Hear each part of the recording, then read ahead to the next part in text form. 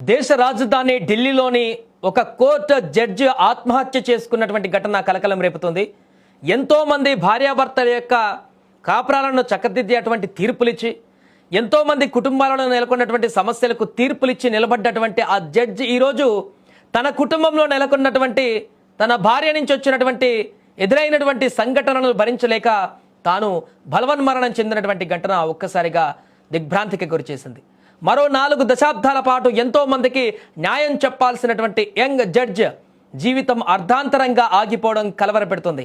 వందలాది కేసుల్లో తీర్పులు ఇవ్వవలసినటువంటి ఒక మేధావి తన జీవితానికి తనే ముగింపు పలుకుతారని ఎవరు ఊహించలేదు. ఢిల్లీలో ఒక జిల్లా కోర్టు జడ్జి ఆత్మహత్య చేసుకోవడం ఇప్పుడు దేశవ్యాప్తంగా సంచలనం రేపుతుంది.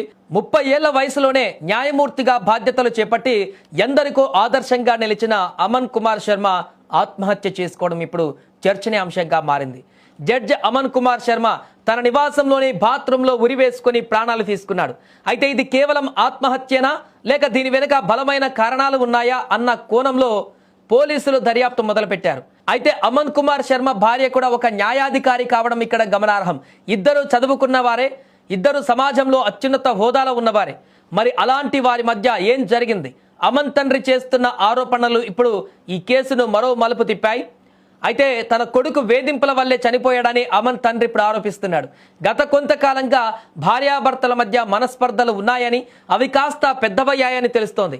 అయితే ఈ వివాదంలోకి భార్య సోదరి, ఒక ఐఏఎస్ అధికారి జోక్యం చేసుకోవడం అమన్ కుమార్ శర్మను తీవ్ర మానసిక వేదనకు గురిచేసిందని ఆయన తండ్రి చెప్పుకొస్తున్నారు.